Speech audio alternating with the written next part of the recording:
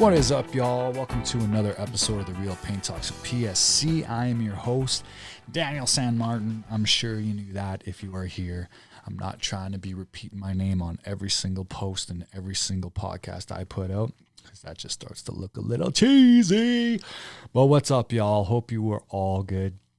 I am finally glad to be a little bit back in the saddle. I was extremely ill, and I'm still pretty sick, but not as sick as I was before.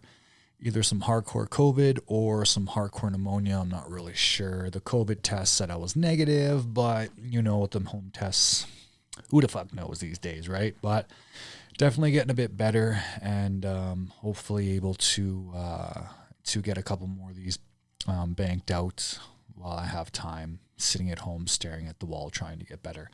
I have been doing all the things to try and make my life and body healthier, but I think it's just a waiting game and a bit of time till I'm 150% again. I want to send a big thank you and shout out to all of you fine ass motherfuckers for sticking with me and staying tuned, even though I've been quite behind. Well, I wouldn't say behind. I just have had minimal time to pump some of these out, and I really appreciate all the messages and all the love I get from everyone out there who are still asking for more and who are still listening, even to the ones that are there from a long time ago. There's some really, really great ones out there. So for all the newcomers, please go back, listen to the first ones, listen into the honing in on your craft, listen to the dollar store company one. There's lots of great little nuggets in there for all you guys that are just tuning in. And once again, thank you to you as well. So in this episode, what I want to talk about is something that I think is not overlooked, almost looked into a little too much, almost with a magnifying glass or a microscope, I should say. And that is perfection. Now, I'm sure as you go back and listen to some of my older podcasts, you're going to be like, well, what do you mean top line? You said hone in on your craft, get good at your craft, strive for perfection. Yes, always strive for perfection. But I want you all to know right now that I put my best foot forward. I put my best work on Instagram. I don't want to have that feeling of like, oh, there's some camera trickery here, this or that. No, I try and put the best stuff out that I can. But I'm saying right now that by no means are we 100% perfect. It is almost impossible to be 100% perfect, especially if you're working on site and you're working with other trades and other variables and dynamics that make up a job.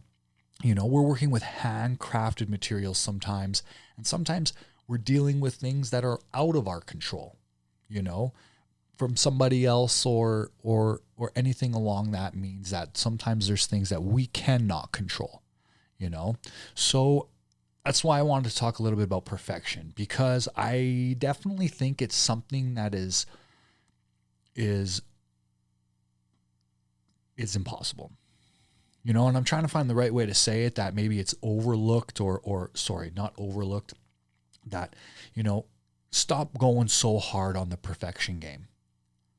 Try your hardest to make it beautiful. Try your hardest to meet the expectation of your client, of the price that you've pushed and the sale that you've made. Try your hardest, but remember, there is no 100% perfect. And the reason I wanted to talk about that is because if you are somebody who is constantly striving for perfection in every little thing that you do when it comes to painting, I would not be surprised if you are losing money. Take it from me, over the years of trying to be perfect all the time, I have come to learn, and I learned this quick, that there is no such thing. But the thing is, you also need to be careful, because if you're going out there and you're selling jobs based on that, you could be getting in your own way. Same thing with when you're on site. You could be getting in your own way all the time by being like, it's got to be perfect. It's got to be perfect. It's got to be perfect. Maybe it's got to be perfect to you. But remember, A well-trained eye is who's going to see this. Like my good friend Mick from HPS says, all the while we're trying to look through it, sometimes our clients are just looking at it. And I know that you might think, well, yeah, of course, in the end, they're going to be looking at it. It's that final code, it's that final job that they're looking at. Yes. And it would be a little bit foolish of you to think that every client you have out there can see it the way you can see it. And I'm not to say that, oh, well, try cut corners and see what people find and what do you get away with. But at the same time, sometimes those are great lessons on how to stay out of your own way. And I see this online a ton, and I get questions about it. Not saying like, how do I get it to perfection? It's more, you're getting questions like, well, I want it to be like this. Like, how can I do that? Like, why isn't it like this? Why isn't it like that? And then finally, I'm just like, you're not going to be able to do that. And I think the high gloss game, I'm not going to spend any more time trashing, talking about, or bringing up the FPE in a negative sense. I don't care. I'm just saying the high gloss stuff is something that needs a lot of attention. But let's be completely honest with what we see and sometimes what people are putting out. It is not always perfect, especially if you're brushing it. Sometimes those characteristics are things that people are actually expecting.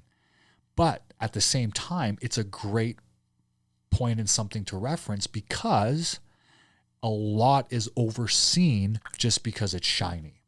People think, oh my God, it's amazing. It's perfect because it's shiny. Well, what's perfect? Perfect to me might not be the same as to the next guy. And perfect to that guy might not be the same to the next girl. It's all subjective, but there is no such thing as perfection. But the problem is now when you start to get a little too arrogant and cocky and you start selling jobs that way, if you're teaching and implementing all those expectations to your client so you can sell the job, then yeah, there's going to be a chance that now you have shown that client and that consumer what quote unquote perfect is. And yes, they're going to fucking comb through your work with a freaking magnifying glass. That sometimes is your fault. Because what you're doing is now you're taking this aura and this feeling that expensive is good. Once again, guys, listen to that Influence by Robert Cialdini. He talks a lot about human psychology and the click cue notion that we have accepted now that just because it's expensive, it's good. Because a professional said so, it's good. And a lot of the times, our homeowners, our clients, our contractors, they are expecting for us to be just providing that trust in what's good. Like if you talk too much and you're trying to, puff your chest out like you're big time and you're using, oh, this is the most expensive product. This is the best. It's certified. You could be shooting yourself in the foot by portraying an expectation that sometimes is impossible. Now, if you're working based off of solely time and material, and you're just tracking your hours and it takes as long as it takes to get to a certain expectation, you're still setting that expectation, not your client, because they're hiring you. So I want to tell people that be very careful about being perfect because it's impossible and you will lose money that way. Guaranteed. You want to take it to like 95, 98, but there's no 100% perfect in what we do. It is impossible. But what it's doing is it's creating this mentality and these sales pitches that are based off of, well, I use the best, I am the best, and it's going to be perfect. And then things start to change when the job starts to, progress and you're going through. And if you're hiring people and you have workers that might not be on the same level as you, but yet you've pushed a job out to someone with the expectation it's all going to be perfect. You wonder why you're stressed when sometimes there's things that go wrong and it's not going the way you foresee. It's because you need to get out of your own way. You cannot constantly be putting in all this extra time, all this extra work to make it quote unquote perfect. And you know, I realized this one time when somebody I helped estimate some built-ins for said to me, like, I really appreciate that, but what I really noticed was you didn't charge enough. And at first I was a little thrown back by it. And the more I thought about it, the more I was like, wait a minute. Did I not charge enough, or are you just not fast enough? Are you not skilled enough? So if it took me 3 days to do a 10-foot long built-in and it took you a week and a half, am I not charging enough, or are you overcharging to compensate for your lack of skill? Whether it's the lack of skill of your workers, lack of skill for your product, doesn't matter. That really spoke volumes to me.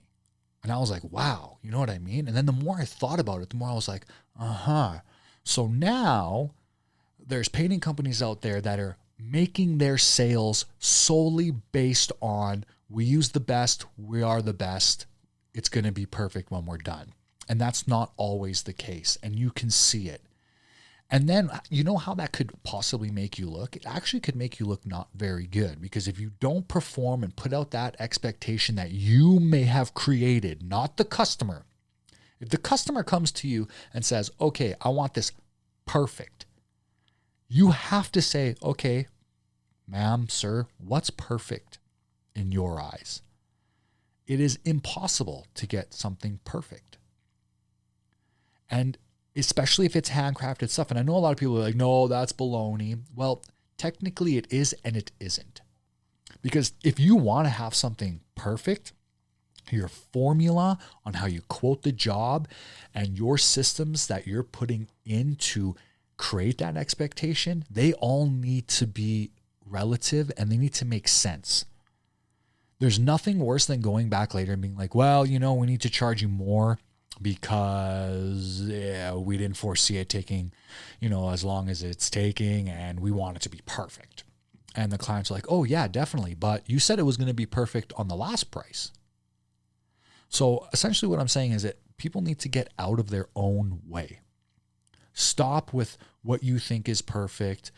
It all comes down to expectations. And of course, like I've said since day one, variables. It's all about variables dependent per job.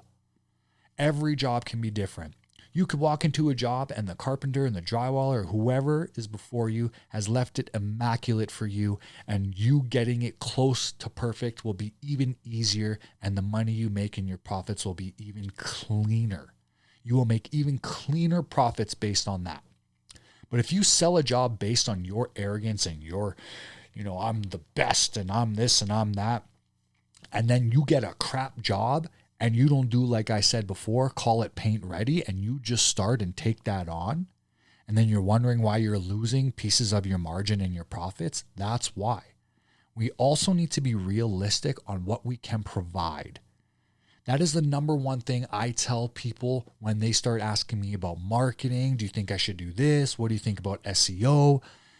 And you know what? I'd hate to say this to all of you slimy ass rats that are for some reason trying to take advantage of the paint trade by trying to, can I get you 10, 20 more jobs a month? Like, that is really fucking shit up. You know why? Because you're trying to get jobs for people based on what? If you don't know the numbers that equal the systems to meet the expectations required, every job has different variables. How can you sell jobs for me? How can you get me leads? Now, I know it's different that if you're just paying them and they're running it through some sort of formula and you're getting leads and you have to follow through on them. I get it. But for them to say, I can sell you these jobs and get you these jobs and land you this many jobs, it's impossible for the expectation and the system to meet up when you have a middleman like that. Stop fucking doing that. Those guys need to get out of the way. Get out of our way, or learn how to paint properly for your area and your standard first before you try and sell jobs to painters. Our trade is constantly getting raped by these marketing guys, and they're so slimy. Why can't you message me in my inbox and say, hey, do you need more work? And we can talk from there. Instead, it's this blindside marketing where it's like, so how do you quote interiors? And I'm like, what? You're just out of the blue asking me how I do something. I've never met you. Like, okay, how do you price your marketing? You know? And then it's boom. Well, if I can get you 10 more jobs a month, maybe we can talk more. I was like, yo, why are you being so fucking slimy? That is super slimy. But my point to all this is, don't trust that. Because if they're getting you jobs based on what? A formula, SEO, marketing, it's going to come down to you in the end to make that expectation happen. The expectation that you are going and talking to your client about, the expectation of good, bad, perfect that you're setting, right? So I think what's happening is that people are trying to painters are trying to compensate for their lack of skill by upping their price or selling the better product. I'm going to say this for the record. Write it down, take a picture. I don't give a fuck. I'm going to say this, okay? No matter how good of a product you have, it can still be fucked up. You could be the best salesman, you could have the best products, the best prep products, the best prep tools, but if you don't have the knowledge to put it through and apply it, even the best product can turn out and look like shit, right? So it's like, stop trying to sell based off of, well, this is the best product, we have the best skill, and then complain later that you're losing margins and profits. And it all comes back to that perfectionism. None of us are perfect. It is impossible. So I really want to, push some caution to that. Of course, strive to be the best. Strive to get it close to perfect as possible. But if you're constantly losing money in margins and you can't figure out why, don't blame it on your guys for not moving faster. It all is based off of skill and expectation. So that's what really made me think when someone said to me, oh, I don't think you charge enough. And I'm like, well, no, trust me, I charge enough. My price is solely depicted off of what we can provide.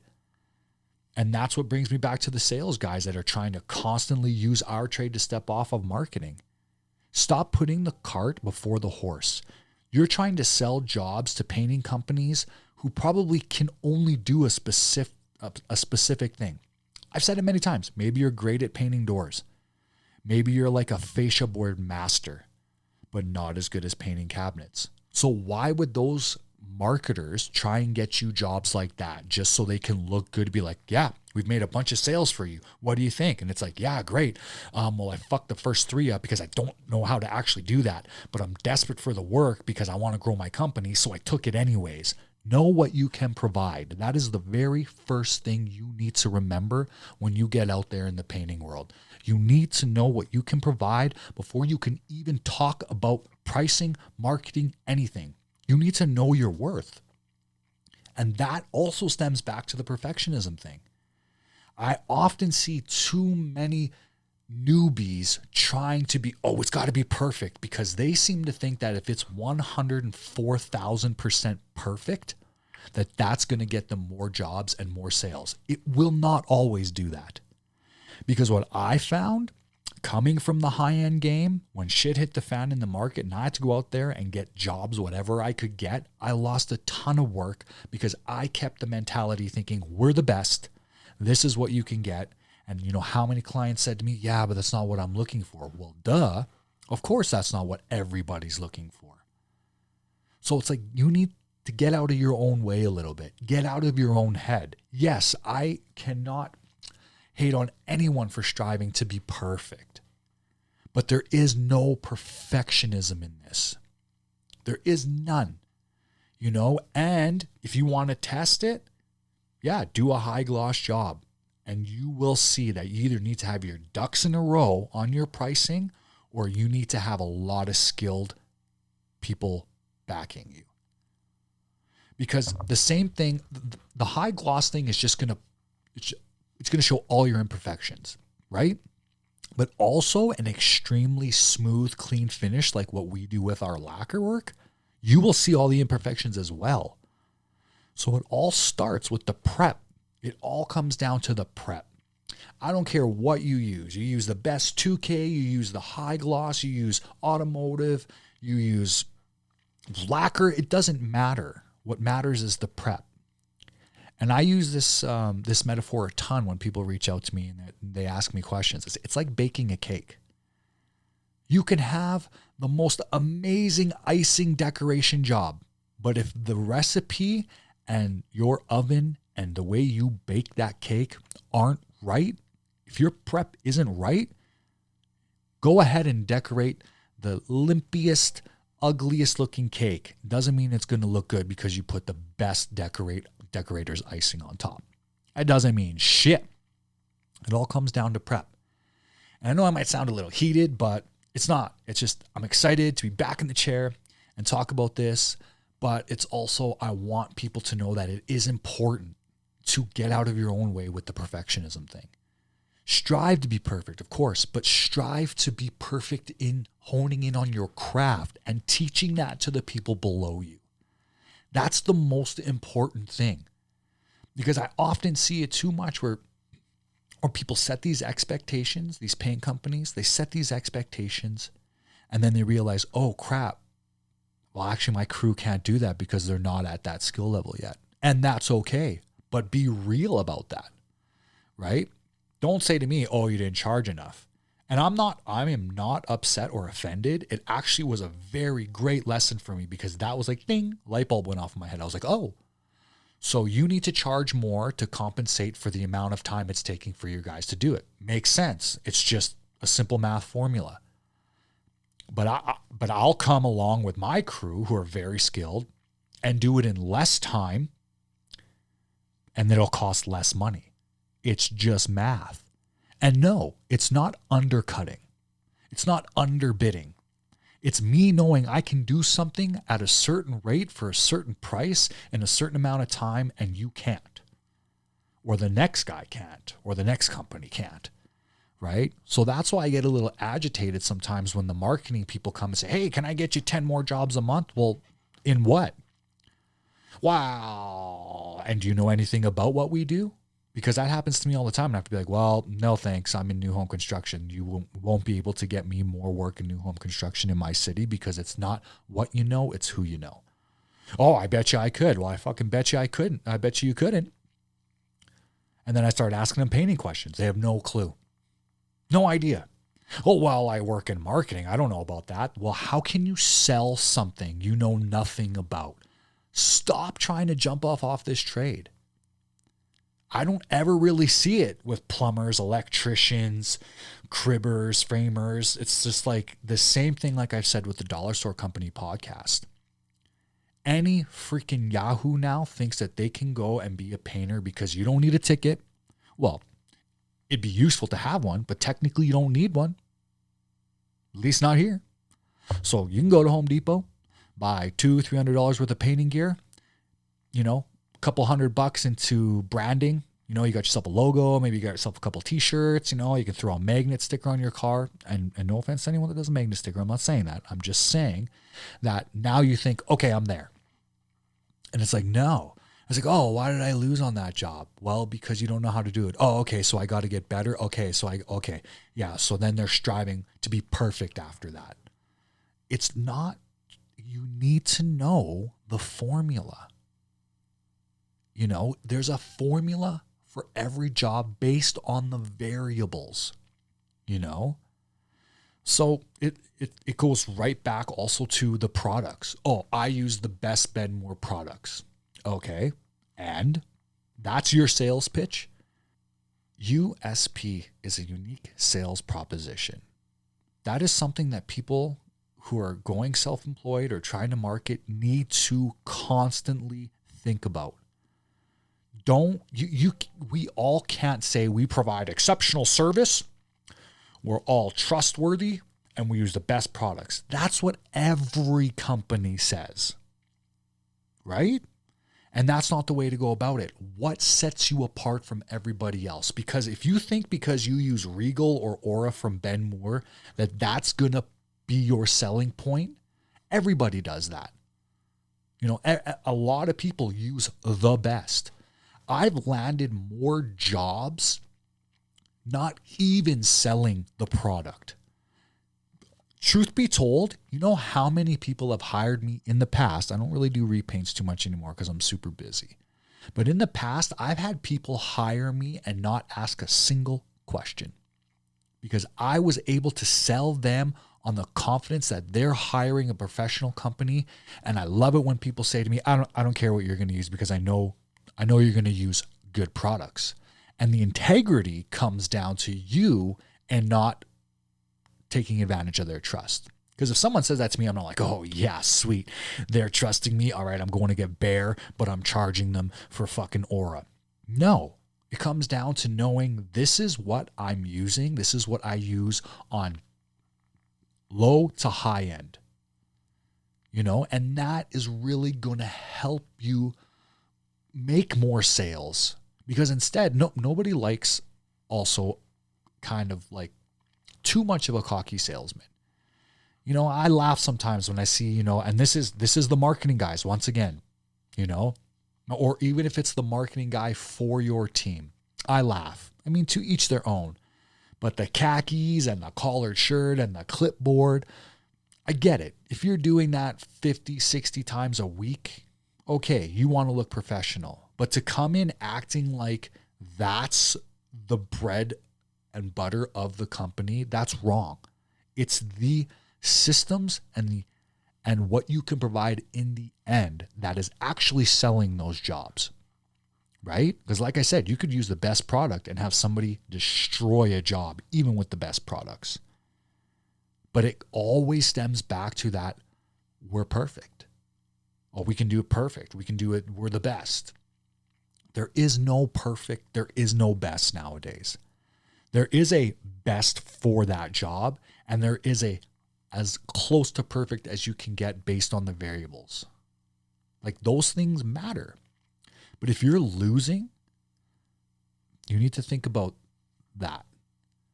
You know, you need to really look at what it is that makes you the money. You know, selling a job is one thing, but executing the job so you can stay in a certain margin point is a totally another thing. You know? So I think people need to start to really, really pay attention to that. And it's not to say I don't want you to strive for perfection. Absolutely not. I've spent 16 plus years trying to get as close to that as possible, but realizing that sometimes it is impossible. And I've lost more money being like, no, we should fix that. That's not good enough. No, that's not good enough. No, we got to fix that. No, we got to fix that. And we still do that to this day. And you know, here's another point that made me realize that it needed to be thought about more. My one guy, extremely good painter. OCD, he's just like me. But the difference between me and him is that he's an employee. He doesn't own the business. I do. So he's the one that started making me think even more about this because he'd be like, man, we got to fix that. I'm like, man, you know, I look at my watch, I look at the schedule, I look at the time, I look at the price, and I'm like, man, like there's only so well we can do, dude. I know, but like, look at that. Do you want to fix that later? I'm like, well, we don't know if we're going to have to fix that later. You know? And yeah, a lot of you are going to be like, oh, that's a fucking shit mentality right there. Well, is it? How many times are you going to fix something? Because more often than not, we're trying to fix something that wasn't due to us. Trying to fix somebody else's shat. That's why I constantly work on that paint ready system. Because if you're going to go and you're going to sell a job to someone based off arrogance and perfection, but you don't have the balls to call out, you know, the other trade, when you look at something, you're like, what the hell? Paint ready is very important because you're not going to be able to sell your jobs if the guy before you, if the trade before you, I should say, didn't do his or her job properly. So it's easy for you to go in, you know, with your chest puffed out and you're all big time, but yet you can't say, nope, that needs to be fixed before we touch it. Because if you don't do that, you're just going to be pulling your hair out trying to meet the expectation that you were selling to your client when you said, we're the best, we'll make it perfect, we use the best. right? Right? So it's like let's think about this here. We need to get out of our own head and out of our own ways. And I can't blame some people because, of course, you want to strive to be the best. But painting's a difficult one because we're only as good as what we get. Our canvas, sometimes we have to create these canvases because the substrate's crap, and then people are losing and they're complaining, but they never had the balls to say this. No, I'm not touching this. The almighty no. I've talked about this many, many times on my podcast. The almighty no is something that has to be in your vocabulary when it comes to taking jobs, quoting jobs. Sometimes you got to say no, and then because that shows a lot of character and integrity, even to your client, right? And if you have a client that says, well, I don't care, you fix it. You don't want that client because more than likely in the end, when they're looking at that finished result and it's not hitting the expectation because you weren't able to, they're going to come to you. The number one rule in painting, I think everybody knows, is as soon as you touch it as a painter, it's your problem after that. It doesn't matter how poor the drywall is, doesn't matter how bad the substrate is, doesn't matter how bad the texture is. As soon as you put paint on it, it's your problem. They want you to fix it, right? So it's very dangerous to have this mentality of we're perfect. It's impossible. So I tell people all the time, you have to know what you can provide. So the marketing guys, all the guys trying to help painting companies out there, do your homework. Know about painting. Know about systems. Know what that company's going to provide before you go out there and try and sell jobs. Because no matter what it is, like I said, you try and tell them you're the best, this and that. That all can look like shit in the end if it's not done right. It's all about what you can provide. And I think nowadays that's getting lost in translation because once again, with the platforms out there and the videos and people wanting this instant gratification, they want it now. They don't want to put the time in to figure that out. But you have to. There's no other way. You can't talk to me. You can't talk to the best out there. They cannot give you that answer.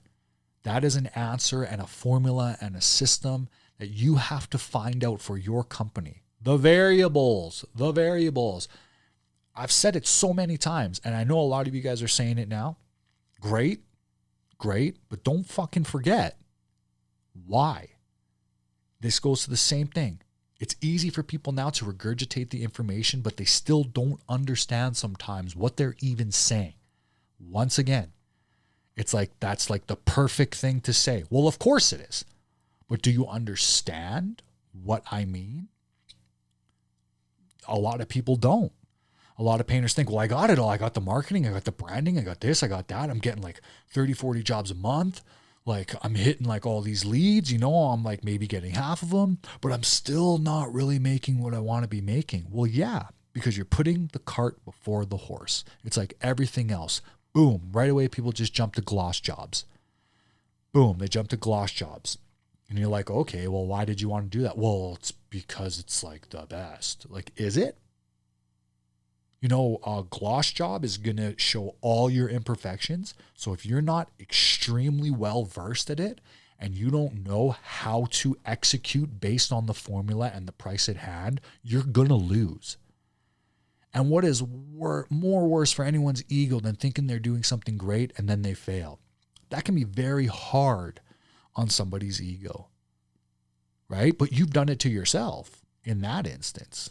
So don't do that. Do not put the cart before the horse. Once again, guys, know what you can provide before you start getting excited. It's great to get excited. It's great to strive for perfection. But I really wanted to do this podcast because there is no perfection. We try extremely hard and we charge accordingly to make it as amazing as possible. But perfect? It's impossible. Absolutely impossible. I will go to anybody's job and I will find something. And you will do that with mine. And if there's people out there saying, nope, you won't find anything on mine. Really? I will bet your ass that I can find something. And if you say, well, the client didn't, that's my point.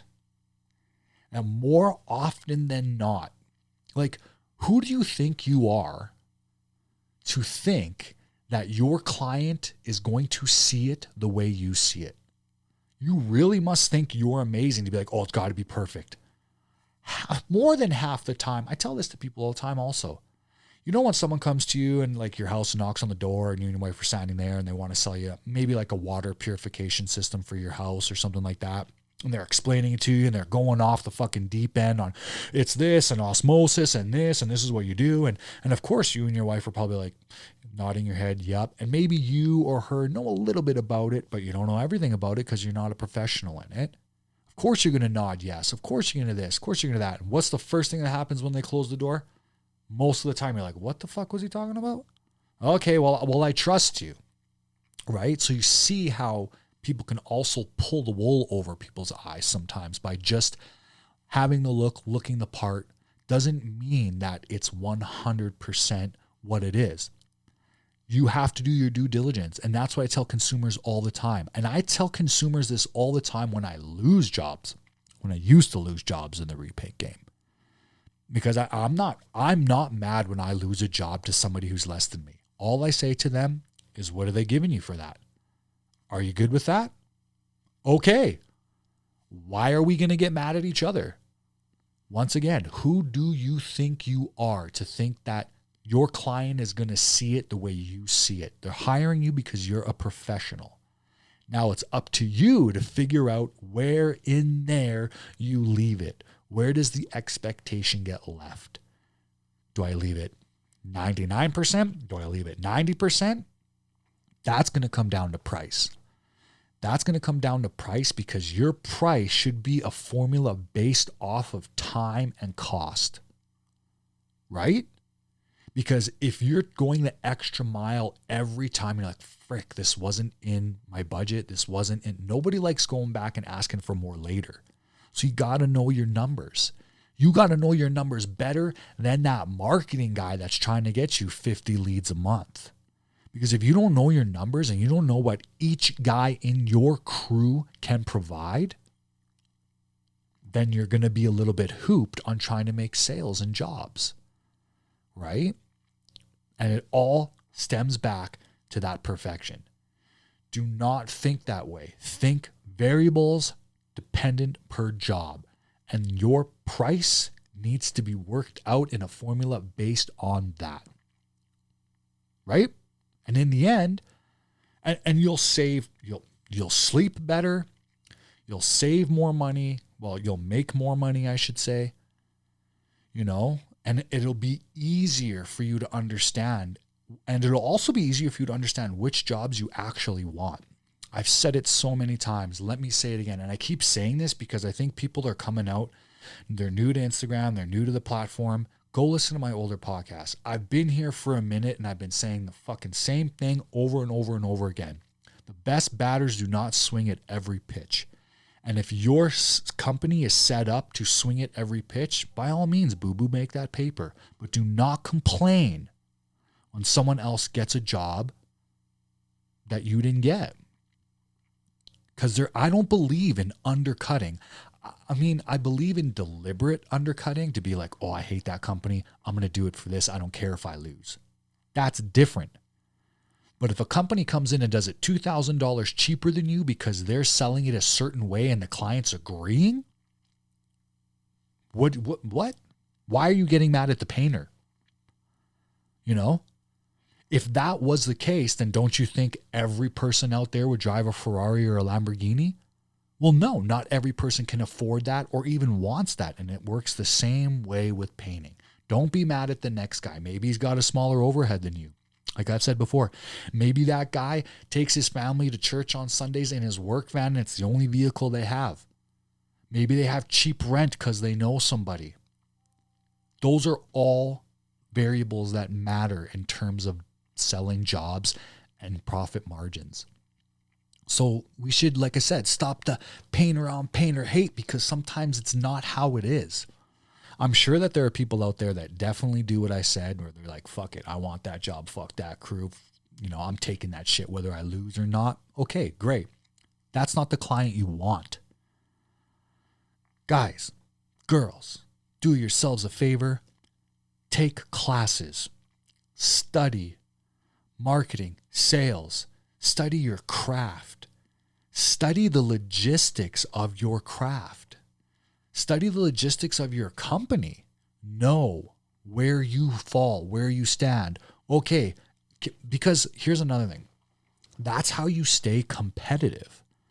If you know exactly what you can provide, how fast you can do it, how much it's going to cost, then you'll know how to stay competitive. You know, and that rang to me when I was doing the repaint jobs, when I was trying to compete in a different market from new home construction.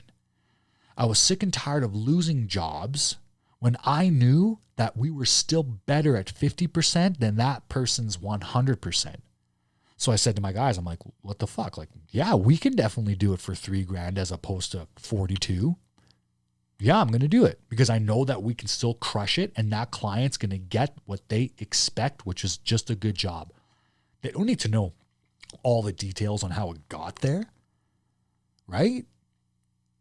So sometimes you have to know where to place that perfectionism.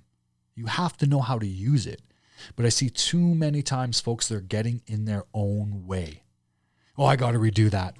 Oh, I got to redo that. Oh, no, the client's going to see that. Once again, who do you think you are to think that your client is going to look at it the same way as you? They don't know any better, like the water purification system. You can sit there and talk, high gloss, 2K revolution, oh, freaking pre-cat, oh, lacquer this. Like, there is no best. There is no best anymore. And I know a lot of you are going to disagree, but I think Aura is a perfect example of there is no best. And I think, you know, the granddaddy himself not using FP as much anymore, there is no best. It never was, which is why you don't see me pump a lot of products on my page. If people ask me, what are you using? I tell them, no, I'm not worried or ashamed. I just don't think that there's any need for me to be product placing on my page. There is no best. But that's a whole nother different podcast because nowadays people are mostly just doing that because they want to either get the discount, they want the clout, they want Renner and Viralac and all these companies to, you know, be like on their side. So it's like, and you can see these, and you know, the FP is people do it with FP even more. I think Renner, FP, they're two of the worst. And now people are filming their videos that have these little like flybys of like the product placement. And here's like, and they got it on the counter with their hand on it. And they're talking about something totally irrelevant. It's like, well, why are you putting that? Oh, product placement. What did they give you for that? What did you sell from yourself to have to do that? What, a couple free products, some discounts. And now you're pushing that. That's your sales pitch, right? And then when it comes down to it, everyone knows, oh shit, I can't actually provide what I'm selling because it's impossible. It's impossible to say I'm providing the best with the best and it's going to be perfect. No flipping way. Maybe pretty damn close, but guess what? Everything comes down to the prep work. And I constantly say this, it's all in the prep work, right? Be a perfectionist when it comes to your prep, if that's what you want. But remember, watch the formula. There's only so far you can take it. There's only so much we can do. You're only going to get so good of a product based on what you get. It's impossible. Sure, maybe it's not impossible. But do you want to spend 2 extra days that weren't in your budget trying to make this perfect? Sometimes you have to for the portfolio. Maybe you want the next job. Maybe you want this. Maybe you want that. But you'll know subconsciously that you're just doing that for another sale. You really do know in your heart that it's not always going to be like that because it's impossible. It's impossible. So, you know, I hope that what you can take from this is, you know what you can provide. And then you can try and get it to as close as perfect as you feel you need to. But just remember, if you're not 150,000% perfect, it's okay. 99% of the painters out there are not. You know, and hey, maybe perfectionism means something different to everybody.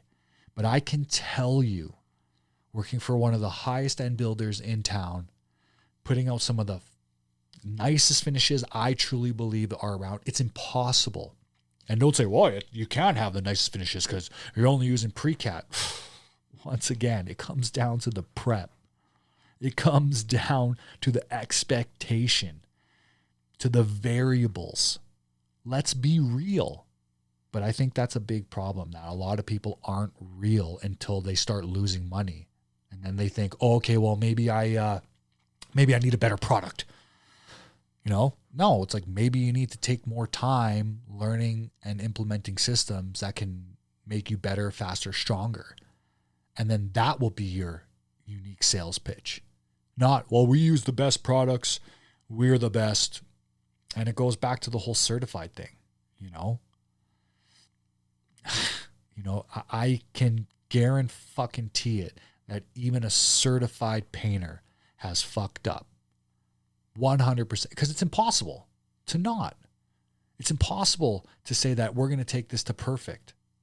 There is no perfect, especially in restoration work. Let's be real here. Actually, you know what? That brings me to another thing. I find it really funny that, and this isn't just FPE. This isn't, forget that fucking shit. What I'm saying is that I see so many people who don't have the budget to take the wood back to its truest form by stripping and sanding it back to its truest form. And there's so many people like, yeah, you know how much that would cost? You know how much time it would take? Okay, I know that. So why are you selling the job that it's still the best and it's perfect when you didn't even start with a perfect substrate? And then some people are taking it as far as they can based on their price and budget, and then they're skimming it with red. And then they're putting the best primer and the best top coat on top of literally a turd. Like, does that not make any sense? Like, that's fucking mind-blowing. That is mind-blowing. And it's the narrative. It's not the system. It's the narrative. How can it be the best with the best primer and the best top coat when you put it on the poorest fucking substrate? Every time you add a layer of red in between, you've added one more layer that could possibly fail. I am more confident that my products will not fail when it's primer on wood and primer on primer. Yes, we do a red glaze. That's a courtesy. Once again, back to the expectation. I could probably not do a red glaze because our prep is so tight that the customer's not going to know. The client's not going to tell. That's when it comes to integrity. I know, I can tell, I can see it. That's where I know that, okay, can I still see stuff sometimes when we're almost done? Well, of course, because there is no perfection. So when I see people doing high-end restoration work where they're trying to take something back, but there's no budget in there to actually strip it and sand it back properly, they seem to think that it's still good to call it the best when they're putting it on top of garbage. Come on, people. Come on. You're putting it on top of something fake. The red glaze. Do you know what I mean? Like, you can't say, well, this is the best, we use the best products, we're the best around, and we're certified for it, and then put that shit on top of something you skimmed with red. How does that make any sense? I don't really know. I mean, maybe it's a misunderstanding, but I don't really understand. Like Lil Wayne says, it must be some sort of misunderstanding because I don't understand. Because it's fucking true. What? Guys, if you want to do high gloss projects, all the power to you. I'm not against that. I'm against the narrative, and I'm also against the complainers that are like, I lost on that. Well, yeah, because you're selling a job at a price based off a formula of perfection that you can't actually execute, and you can't even provide the expectation you're selling because it's not in the budget. Hello? But hey, what the fuck do I know? I still use pre-cat lacquer. Because I know that's what some people are going to say to themselves. How can this guy even have an opinion? You still use pre-cat. Well, hold on a minute here. We got pretty good pre-cats here still. And even people in my city have disagreed. Well, why are you not where I am? I know that sounds arrogant and cocky, but hold on a minute here. Is it really come down to what's best, the best product? We're perfect? No. Comes down to more than that. Comes down to the expectation. A tile setter told me this, and I will never, ever forget it. And it works with anything. Builder, client, shop, don't matter. People want solutions, not excuses. And we provide solutions. Don't ever forget that, folks, because it's super important. Know what you can provide, and you won't have to worry about making everything perfect. And then once you understand that formula of what you can provide and the system on how to get there, you'll make more money. Trust me, you will. But always much love, y'all. Thanks so much for sitting in and listening to me blab, and stay tuned for more, because I'm going to be pumping more stuff out. And I'd also like to say I'm working on something big. It's going to take some time, maybe a month or so. But it's going to be bigger and better than anything I've ever put out on my Instagram. So stay tuned, because there's going to be a join list if you guys want to join along and learn some stuff. I will be giving everything out that is in the Top Line Brain. Everything. In-depth exclusivity. Exclusivity. Is that a word?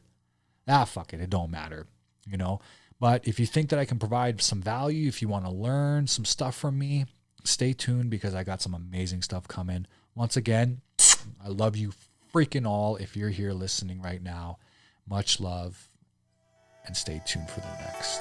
Peace.